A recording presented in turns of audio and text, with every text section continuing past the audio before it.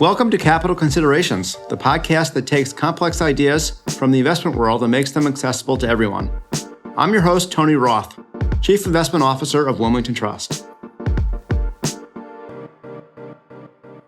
This is the second episode of our two-part series, focusing on the deep science underlying coronavirus.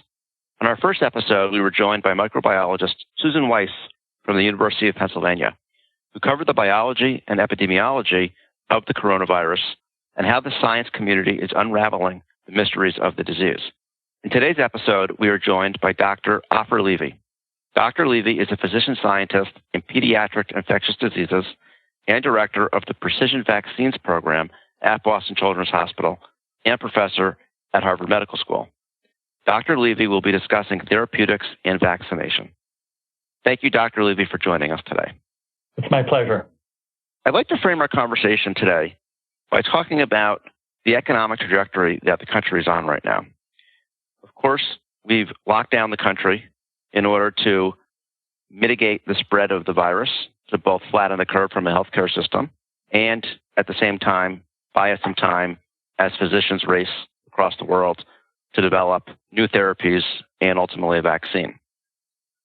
We're now at an interesting point in our journey because the country is engaged in a national debate around how and when to restart the economy.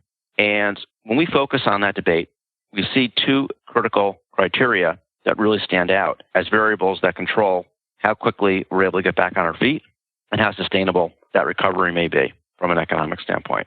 The first one is that we truly believe that we need to have a greater bandwidth of testing that will enable us to have confidence that when we go out and engage with somebody else, whether it be in our own business or in a business that we are soliciting or frequenting as a client, that the individuals that we're interacting with have some level of testing and hopefully are not ill and are hopefully not going to make us ill. So testing is critical. But the other element, which is also vital and which we have a fair degree of optimism around, although not a tremendous amount of specificity, is the idea of a treatment or a cure. Of course, the holy grail will be a vaccine, and we're going to talk a bit about where we stand in the process of creating vaccinations. So let's get into it. Dr. Levy, there are a number of different kinds of therapeutic medicines that are being worked on. Some are existing medicines that are being used off-label. Other are entirely, if you will, new compounds or new approaches to developing an agent, if you will, to combat the coronavirus. And as we learned from the conversation with Dr. Weiss, there are different levels of intervention that we might seek to go after. The first one would probably be preventing the virus from actually entering our cells in the first place, so that even though we're exposed, the virus can't find its way into the cells to then move on to the second stage, which would be replication. I think the place to start might be, what are the most promising potential developments that you're seeing around medicines and therapies that might be addressed to that first stage of the virus's life cycle? Well, thank you for that, Tony. We face a very severe pandemic here. And as you outlined, there's huge effort internationally in the biomedical community to develop both therapeutic and preventative modalities to address this pandemic. And as I believe you correctly highlighted, it's more likely that we will make progress sooner on the therapeutic end, whereas a vaccine is critical but may take a bit longer. In terms of the therapeutics, ways to treat people who are suspected or known COVID positive and, for example, in hospital or even potentially in ICU, it is logical to look at agents that may be able to reduce the ability of this particular coronavirus, this SARS coronavirus 2, to enter human cells. And among those agents, I would put high on the list are antibodies. Antibodies are a key arm of our adaptive immune system. As you know, antibodies are one way in which vaccines work as well. Of course, you inject somebody with a vaccine, and over weeks to months, their immune system makes antibodies against the antigen that react with a pathogen and protect you. And similarly, convalescent plasma from individuals who have had COVID and recovered. That plasma, the plasma is the fluid phase of your blood, contains antibodies and may contain antibodies that can bind to the virus and stop it from entering your body's cells. So some of your listeners may be aware that there are a number of academic and news reports around convalescent plasma. There's precedent for this kind of approach. Convalescent plasma has been studied in outbreaks of other respiratory infections, including the 2003 SARS coronavirus 1 epidemic and the 2009-2010 H1N1 influenza virus pandemic, and also the Middle East Respiratory Syndrome or MERS coronavirus epidemic in 2012. In all those cases, convalescent plasma was studied and showed some promise. In the case of this current pandemic, convalescent plasma has not, to be clear, has not yet been approved for use by the U.S. Food and Drug Administration, or FDA. It's regulated as an investigational product, but healthcare providers and acute care facilities can obtain COVID-19 convalescent plasma from an FDA-registered blood establishment, and there are more and more of these coming online. So can I just ask you quickly about the notion of approval? Because, of course, approval, I think the way that the FDA uses the term sort of connotes some degree of recognized efficacy. It doesn't mean that if it's not approved, it can't actually be used, because we know it's being used and tried in the ways that you're talking about, right? Right. It can be used, but it has to be used, to my understanding, in the United States.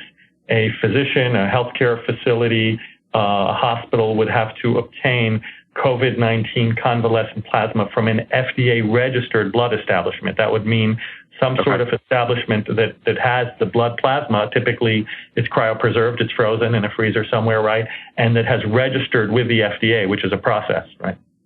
Got it. Okay. And then the other thing I want to just ask is, before we get into some of the nuances of what's going on with the success of convalescent plasma, let's just assume that it was efficacious for a moment. It would say that it's proven to be efficacious. It does strike me as a fairly personally invasive type of approach. You have to go out and get the plasma from someone that's been ill.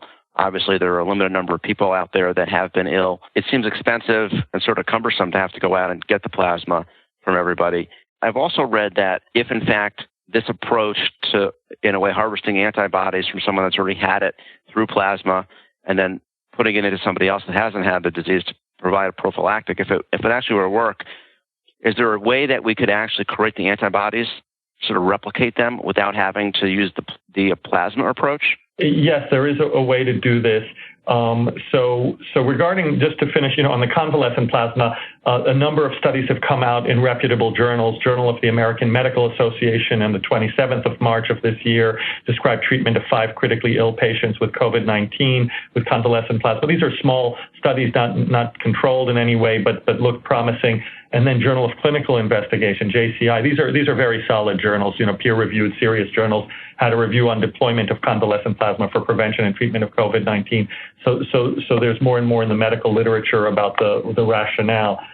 In terms of making it more druggable, if you will, I agree with you.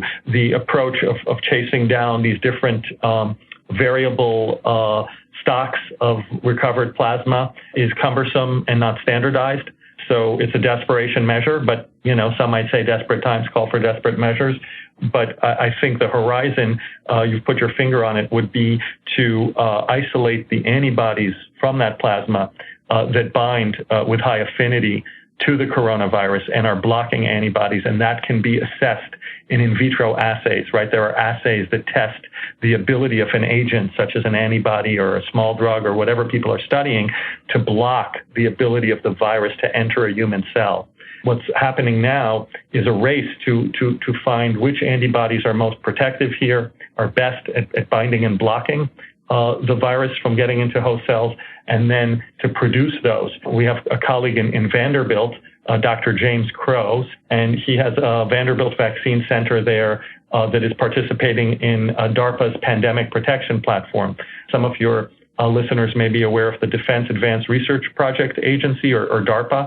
So the mission of DARPA, it's an arm of the federal government. The mission of DARPA is to make sure that the United States is ahead of its strategic adversaries, both on defense and offense. We have participated in some DARPA projects. They're usually very cutting edge and innovative. But Dr. Crow is involved in the Pandemic Protection Platform, or P3 for DARPA. It's a 5-year cooperative agreement to develop protective antibody treatments that can be rushed to healthcare providers within 60 days of a viral outbreak anywhere in the world. So, the Department of Defense has known that a pandemic like this was a threat, and DARPA has been on it. But they have ultra-rapid antibody discovery technologies, and they've already discovered SARS-CoV-2 antibodies. And their partners have the manufacturing and product development expertise to turn these antibodies into effective biological drugs very quickly. So whether it's his team or another team around the world, they're obviously not the only team working on that approach, but it's one prominent team. So I think generating these kind of what we call monoclonal antibodies, very well defined, that's druggable and that's scalable. It's not cheap. It's not cheap, but in general, monoclonal antibodies, I'm just speaking in generalities here. Every drug obviously has to be independently assessed for safety and efficacy, but the general gestalt of the field is that monoclonal antibodies, they tend to be, safe. There's a lot of precedent, a lot of approved drugs that are monoclonal antibodies, but it's going to take some time to isolate and scale, and it's going to be costly. Right. I mean, one would think as a layperson, and I'm going to say that a lot in this conversation, inherently, if the antibody was created by another human being, there would be a sort of a natural aspect in which it's safe, as opposed to if it's manufactured by some human-made process, that antibody could be more dangerous. I don't know if that's true at all. Well, I think, again, everything has to be independently assessed for safety. And so I don't want to, overstate. Yeah. But in general, I think, monoclonal antibodies have a long track record of safety, and there are many approved drugs in the FDA armamentarium that are monoclonal antibodies. So, I think it's a promising approach. It's not going to be cheap. And apart from the cost, is it something that if they found, let's call it in this particular realm, the silver bullet, they found a monoclonal antibody, whether it's essentially replicating the antibody that exists in the convalescent plasma that humans are creating, or whether it's some permutation or variation of that, can they reproduce it in scale, and can they do that quickly? Or is it the kind of thing like a flu vaccine that has to be, it takes 6 months to get a chicken egg? How is that? How do you think about that? No, it's not going to be a chicken egg approach. They're going to have to scale. They're going to have a production process. It's going to be a challenge. On the other hand, there are already many production processes for monoclonal antibodies that are FDA acceptable, right? So it's not like they're moving in with the first ever example of an approach, right? So that's going to be an advantage to them. But there are going to be particulars to scaling it. But I think they'll succeed in scaling it. If it's something promising, given how huge the market is, how the huge demand, I think they will succeed. What I don't know is, how expensive it'll be and how rapid the scaling will be, et cetera. The other thing is, let me give you an example, Tony. There's a very effective monoclonal antibody that's made against respiratory syncytial virus, RSV. Don't know if you've ever heard of it. It's the #1 cause of infant hospitalization in these United States. And the way that drug, it's a very safe drug, but expensive. The way that drug is used is seasonally. We give it in the winter months when that virus is circulating, and we give it to the most susceptible, for example, preterm babies who get the worst outcomes from RSV. And that's a way to manage how to distribute a very costly drug. I can imagine a scenario, Tony, where the first in line should be the frail elderly in nursing homes and or high-risk healthcare workers, right? You can define some populations who should be first in line. Yeah, it's interesting because when we think about therapies, we think about it typically as a medicine that you give to somebody that's already ill. But I think the conversation that we're having now is the idea that some of these so-called therapies, particularly at this stage, which is, again, the stage where you're creating a blocker to enter the cell, may actually be something that you can give to a higher risk individual, almost like a temporary vaccine in a way. Right. So let me use the right term. Does that make sense? Yeah, it's what we call that passive immunity, passive immunization.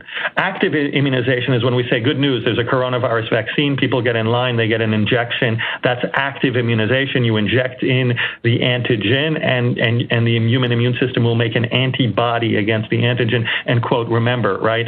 That's active immunization. What we're talking about here with the monoclonal antibodies is passive immunization. In other words, the antibody is made outside the body and infused into your vein or injected into your muscle, right?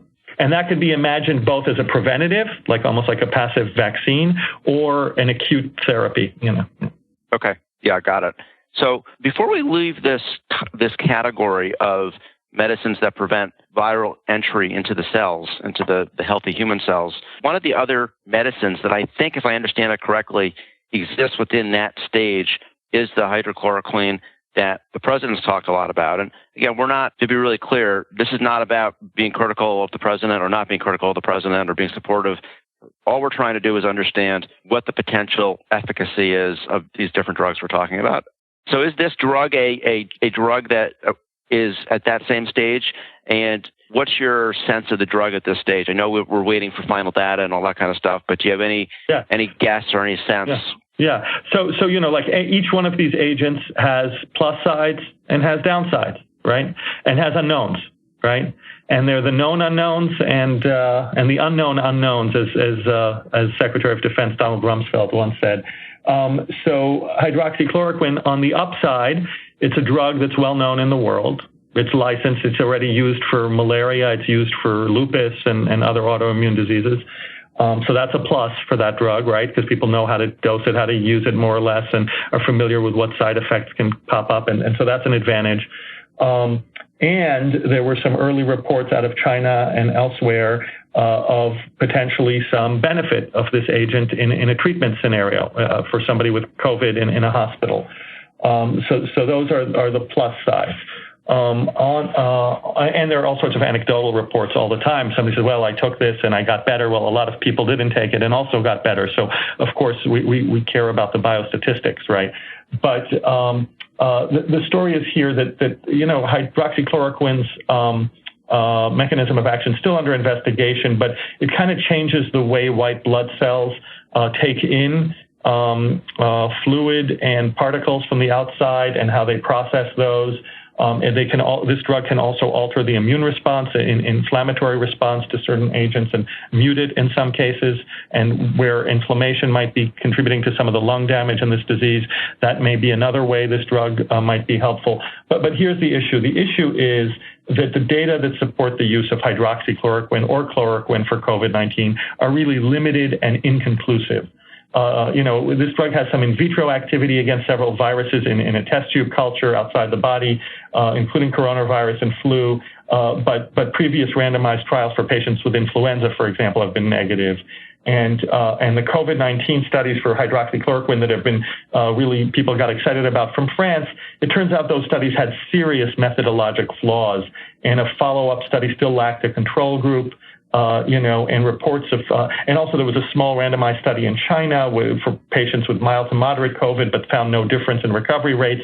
And the reports on adverse events have increased. So what we feel about hydroxychloroquine is that it might reduce the length of illness a little bit. It's not a complete game changer. It can have some side effects, including heart toxicity and changing the rhythm of your heart. And so the best would be to refer patients to expedited, well-designed randomized trials that are appropriately powered with sufficient study participants so we get a clear read on this drug.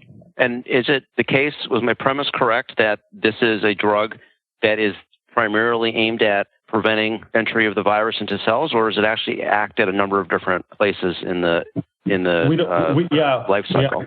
Yeah, we don't know. It may reduce the ability of the virus to get into the cell, or it might just reduce the inflammatory response to the virus. It's still under investigation how it would work. Okay, got it. Moving to the next category, which is once the virus enters the cells, it actually causes the body to recreate additional tokens of the virus in a sense.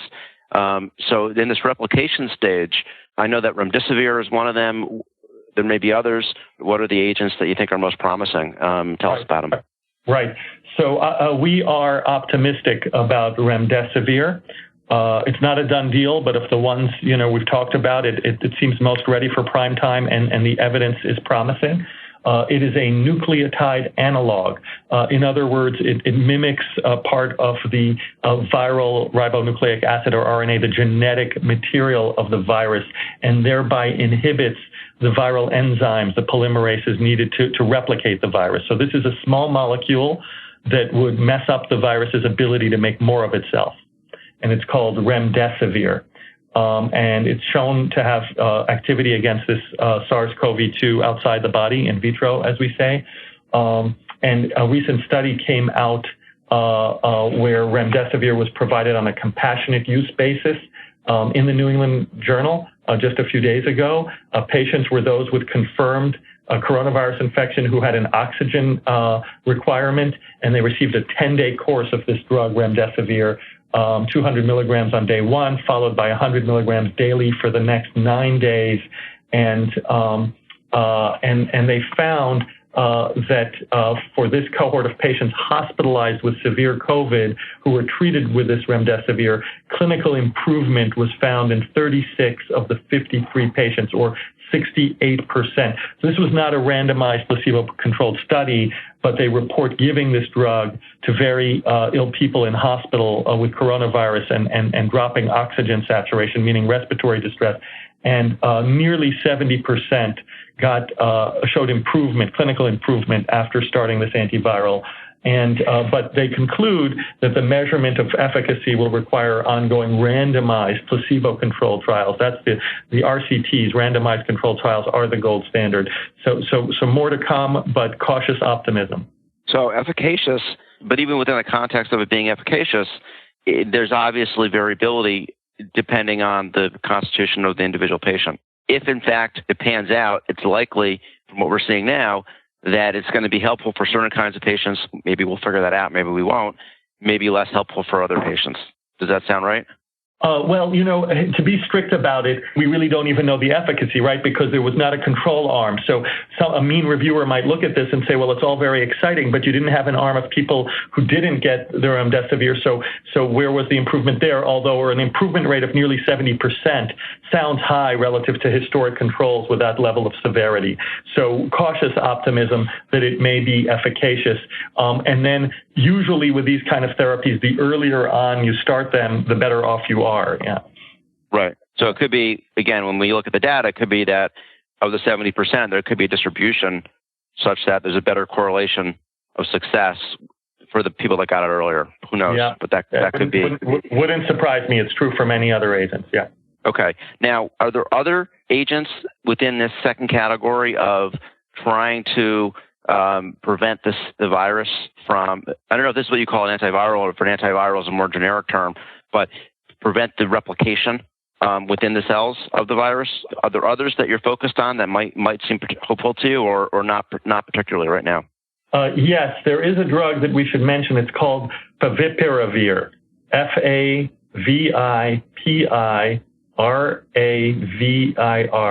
favipiravir. And it is a small molecule, also known as Avigan, Avigan. It's an antiviral drug. I think I'm going to say it that way. Yeah. It's developed by Toyoma Chemical, which is a subsidiary of Fujifilm in Japan. And it has activity against many different kinds of RNA viruses, and coronavirus is an RNA virus. And it's shown in animals to have activity against influenza, West Nile virus, yellow fever virus, foot and mouth disease virus, and others. And the drug was approved on 15th of March 2020 in China with the name Favipiravir for the treatment of influenza. The drug is also approved for use in clinical trials for coronavirus in China. So in China, there's permission to use the drug on a research trial basis. And also on the 22nd of March 2020, Italy has approved the drug for experimental use against COVID. The Guardian reported recently that medical authorities in China said the drug used in Japan to treat new strains of influenza appeared to be effective in coronavirus patients. And somebody named Zhang Xinmin, an official at China's Science and Technology Ministry, said that favipiravir, developed by a subsidiary of Fujifilm, had produced encouraging outcomes in clinical trials in Wuhan and Shenzhen involving 340 study participants. And the quote was, "It has a high degree of safety and is clearly effective in treatment." Not seen them publish that data, so I can't comment on the quality of the study design, but it said that the people who were given this drug turned negative for the virus after 4 days on median after becoming positive, compared with a median of 11 days for those who were not treated with the drug. So it seemed to rapidly hasten the clearance of the virus from the body. And X-rays were said to confirm improvements in lung condition in 91% of those who got favipiravir. So, sounds good. Is it too good to be true? I don't know. We need to see a publication to scrutinize it. And is there a particular reason? I know you didn't mention that there have been any trials launched here in the U.S. Would there be a particular reason other than just bandwidth, et cetera, that we haven't done one here on that drug, or is there any significance to that? It's an excellent question, and I don't know the answer to it. I'm not sure this drug has made its way to the U.S., quite frankly. I know that the drug originates from Asia. There's experience in Japan and China with it. Italy is looking at it. I know the government of Israel acquired a huge number of doses of this drug last week. That was reported in the Jerusalem Post through an agreement, a bilateral agreement with Japan. I don't know what's happening with this drug in the U.S. It's a great question. I'd need to look into it.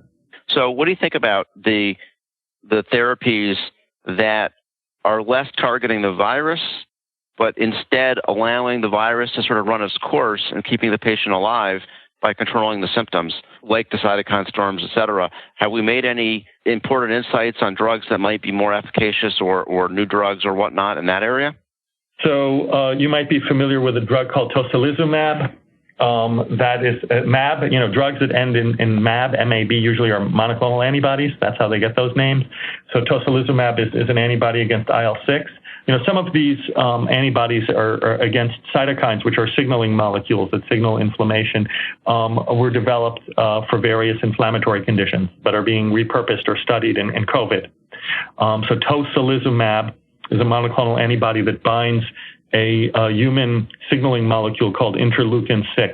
Interleukins are messenger molecules that go between the white blood cells. So this is a monoclonal antibody that binds an inflammatory signaling molecule called IL-6 and thereby reduces some inflammatory conditions.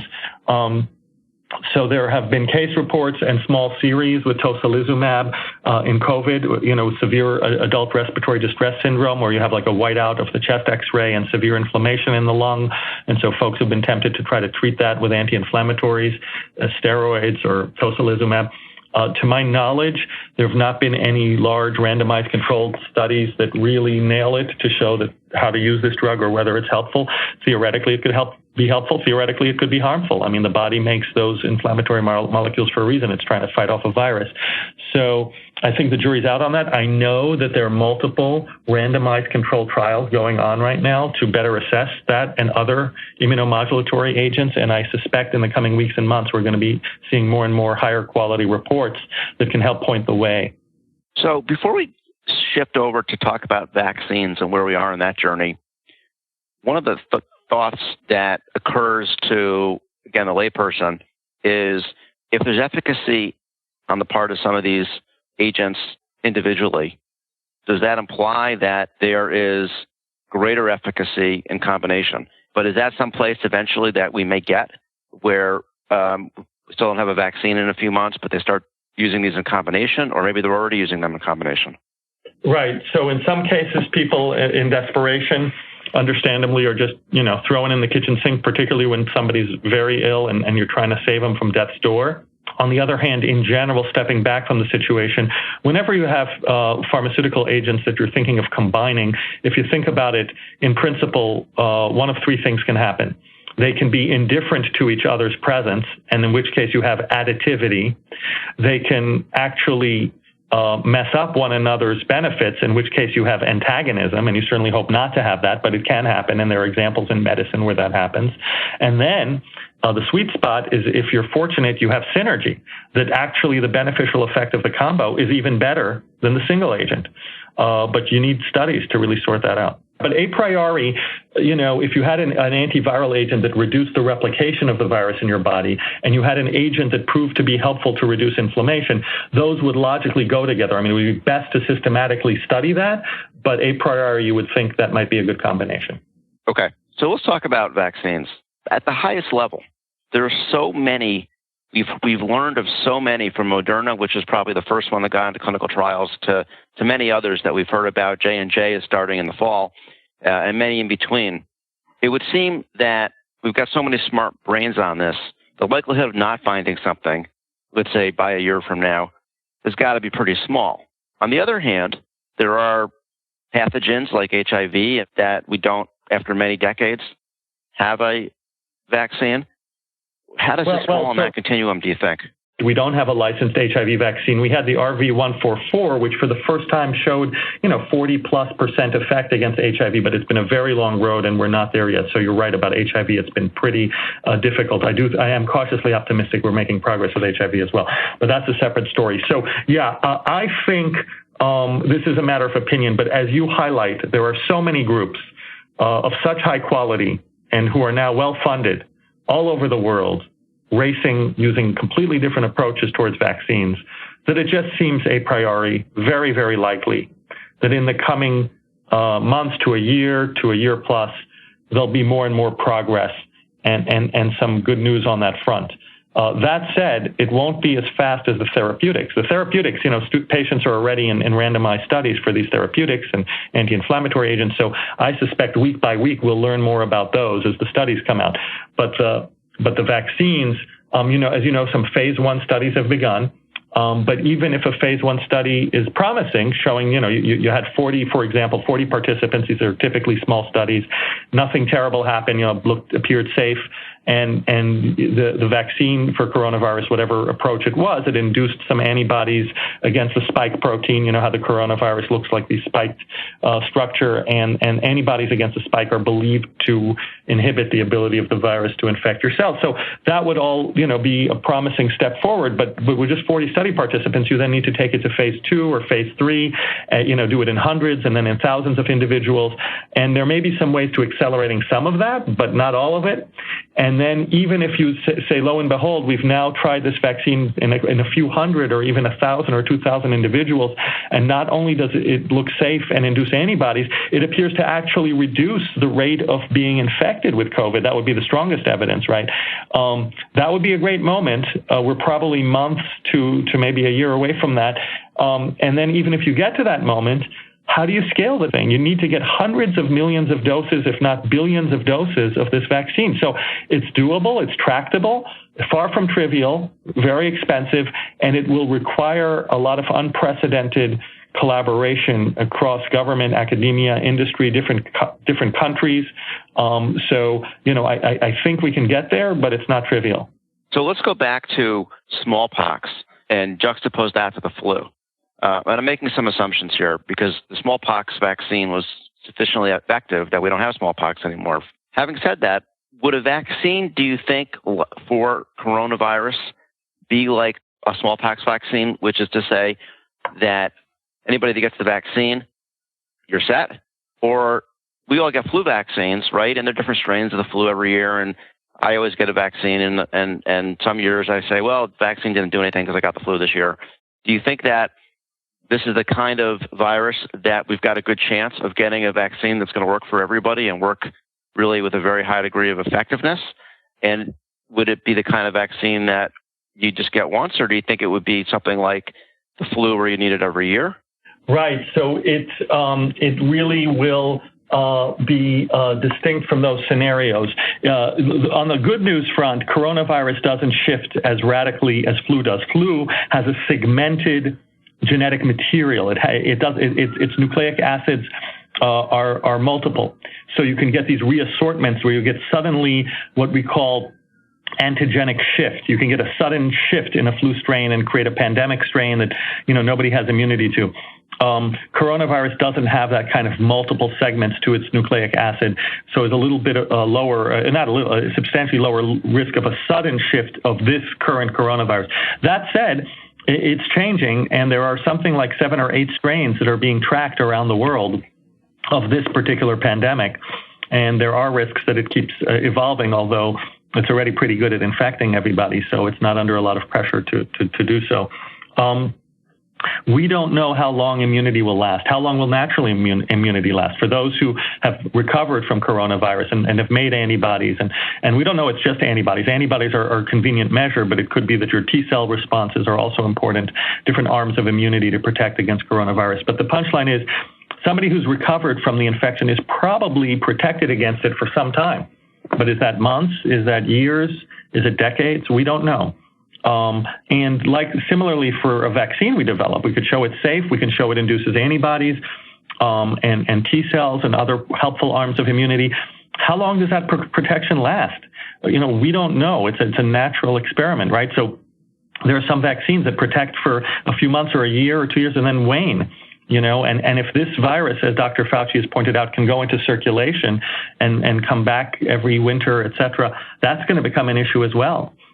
So can we, make a good vaccine that induces long-lasting immunity? We are, as a program, a precision vaccines program, developing small molecules called adjuvants from the Latin adjuvar, to help or aid. These are like rocket fuel that enhance the immune response to a vaccine and boost the antibody level and the duration of antibody. Because we believe we're going to need long-term protection against this pathogen. And adjuvants are also a solution for vulnerable populations like the elderly, who tend not to give a very robust vaccine response. Among the elderly, there are many non-responders. Whenever you give a vaccine, there's a certain percentage of a population that are non-responders, don't make enough antibody. That's particularly true among the elderly. So an adjuvant, a small molecule that enhances innate immune responses, that boosts the overall response to the vaccine, is a key way to get vulnerable populations like the elderly to respond better. So what we're doing in our program is actually screening small molecules against human elderly white blood cells to advance those that look best against the most vulnerable human population, and then take those into the animal models. It's a very different way to develop a vaccine. Fascinating stuff. Well, yeah. Dr. Levy, I want to thank you so much for being here, but more importantly, for everything that you're doing. Tony, can I add one more quick point before we say goodbye? Oh, really please. important. There's a new vaccine concept out there. Look it up. It's repurposing an old tuberculosis vaccine called Bacille Calmette Guerin, BCG. It's given around the world where there's tuberculosis. But the thing is, it's a live vaccine. It's a weakened germ. And Mycobacterium bovis, it's the cow tuberculosis. It's a cousin of the human tuberculosis. Turns out these live vaccines rev up your innate immune system and make you more broadly protected against a range of pathogens. So now there are studies up and running in Australia, the Netherlands, and other countries to repurpose this tuberculosis vaccine called BCG to enhance nonspecific immunity against coronavirus. We don't know yet if it's going to work. There's scientific rationale that it might. Those studies are underway, and we're looking to start one in the U.S. as well, and we'll see if that can help. And that would be for high-risk healthcare workers or elderly individuals, for example. So that would be essentially what you call passive immunity. No, not passive. No, passive is when you make the antibody outside the body and you infuse it. No, this would be active immunity, but it would be active innate immunity. It would not be a coronavirus vaccine per se. It's a vaccine that revs up your innate immune system so that your white blood cells are good at fighting all sorts of different viruses and bacteria. And that for a few months would rev up your immunity in general and shield you, hopefully, until a more specific coronavirus vaccine were developed. But the beauty of the BCG is it's already used safely around the world to prevent tuberculosis, so there's a whole evidence base of safety behind it. Got it. So it's basically temporary active immunity. Yes. If it works. If it works against this particular pathogen. Yes. Thanks, Dr. Levy. Let me take a moment to summarize the key points from today's conversation. The first is that there are a number of promising agents that we know about, and there are so many that are actually being explored. There may be others that turn out to be promising, but certainly just with remdesivir and Avigan alone, there's some real good hope that we may learn in coming months as we get the clinical studies and the numbers that these compounds are actually effective against coronavirus in an important way. So that's very promising. The second thing I would say is that there is a good likelihood, not a high likelihood, that we get a vaccine sometime in the next 12 months. But the third thing I would say as a takeaway is that we have to set our expectations around the length of time that it will take us to get to the other side of this journey that we're on. Because even then we get a vaccine, which is the ultimate cure, the ultimate answer, it's going to take a meaningful period of time to ramp that vaccine up and really get it around the world, unless there are multiple vaccines that prove efficacious. And so we're going to have to be patient with the process here. We're probably going to be living with some of the mitigation and social distancing and masks for quite some time before we get to the other side of this journey. So thank you again, Dr. Levy. Thank you so much. It was my pleasure. I want to thank our listeners for joining us, and I encourage you to visit WilmingtonTrust.com for a roundup of our investment and planning content. You can subscribe to Capital Considerations on Apple Podcasts, Spotify, Stitcher, or your favorite podcast channel to ensure you get updates on future episodes. Thank you again for listening. This podcast is for information purposes only and is not intended as an offer or solicitation for the sale of any financial product or service or recommendation or determination that any investment strategy is suitable for a specific investor. Investors should seek financial advice regarding the suitability of any investment strategy based on the investor's objectives, financial situation, and particular needs. The information on Wilmington Trust's Capital Considerations with Tony Roth has been obtained from sources believed to be reliable, but its accuracy and completeness are not guaranteed. The opinions, estimates, and projections constitute the judgment of Wilmington Trust as of the date of this podcast and are subject to change without notice. Wilmington Trust is not authorized to and does not provide legal or tax advice. Our advice and recommendations provided to you is illustrative only and subject to the opinions and advice of your own attorney, tax advisor, or other professional advisor. Diversification does not ensure a profit or guarantee against a loss. There is no assurance that any investment strategy will be successful. Past performance cannot guarantee future results. Investing involves a risk, and you may incur a profit or a loss. Any reference to company names mentioned in the podcast should not be construed as investment advice or investment recommendations of those companies. Facts and views presented in this report have not been reviewed by and may not reflect information known to professionals in other business areas of Wilmington Trust or M&T Bank, and may seek to provide financial services to entities referred to in this report. M&T Bank and Wilmington Trust have established information barriers between their various business groups. As a result, M&T Bank and Wilmington Trust do not disclose certain client relationships or compensation received from such entities in their reports. Investment products are not insured by the FDIC or any other governmental agency, are not deposits of or other obligations of, or guaranteed by Wilmington Trust, M&T Bank, or any other bank or entity, and are subject to risk, including a possible loss of the principal amount invested. Wilmington Trust is a registered service mark used in connection with various fiduciary and non-fiduciary services offered by certain subsidiaries of M&T Bank Corporation, including, but not limited to, Manufacturers and Traders Trust Company, M&T Bank, Wilmington Trust Company, WTC, operating in Delaware only, Wilmington Trust N.A., WTNA, Wilmington Trust Investment Advisors, Inc., WTIA, Wilmington Funds Management Corporation, WFMC, and Wilmington Trust Investment Management, LLC, WTIM. Such services include trustee, custodial agency, investment management, and other services. International corporate and institutional services are offered through M&T Bank Corporation's international subsidiaries. Loans, credit cards, retail and business deposits, and other business and personal banking services and products are offered by M&T Bank, member FDIC. 2021 M&T Bank Corporation and its subsidiaries, all rights reserved.